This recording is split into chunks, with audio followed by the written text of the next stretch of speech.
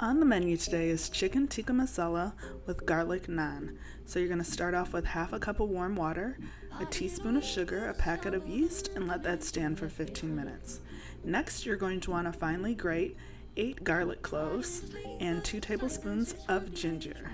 Then you're going to finely dice 2 onions. To marinate the chicken, combine 6 boneless skinless chicken thighs cut into bite-sized pieces, 1 cup of yogurt, juice of half a lemon, 3 garlic cloves finely grated, 1 tablespoon of ginger finely grated, 2 teaspoons of garam masala, a half a teaspoon of salt, and let that marinate for about an hour. Then you're going to heat up a half a cup of butter over medium heat and mix in the 2 grated garlic cloves and remove from the heat. To continue making the dough, you're going to add a fourth a cup of yogurt to 2 cups of flour with 1 tablespoon of the garlic butter. You're going to mix that until shaggy and then knead that for 3 to 4 minutes. And afterwards you can place that in a bowl with a little bit more garlic butter and cover and let it rise until double, which takes about an hour. Next step is cooking the chicken, so you're going to use a large pan and heat up 2 tablespoons of oil on medium-high.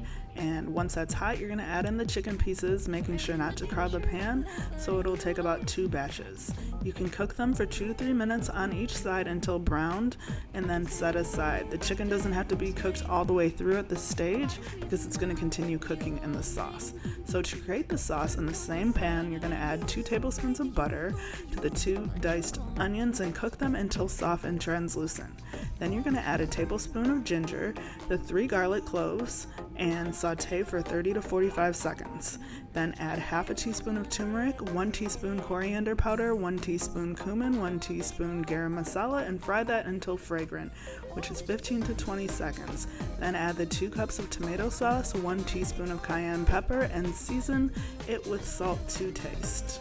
You're going to let that simmer for 15 to 20 minutes on low heat and stir occasionally until the sauce thickens.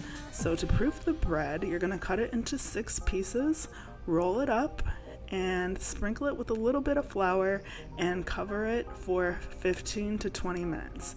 Cook your rice in the meantime, and once the sauce is ready, you can add the chicken back in along with the heavy cream and cook for an additional 10 minutes until the mixture is bubbling, glossy, and thick. So once the naan has proofed, you can roll it out and add in a little bit of cilantro and cook that on a high heat pan for about 1 to 2 minutes until brown and bubbly, and then flip it over. So once it's fully cooked, you can add on more garlic butter to your taste. And once everything is done, you can plate your food, add a little bit of coriander on top, and you're set to enjoy your delicious meal.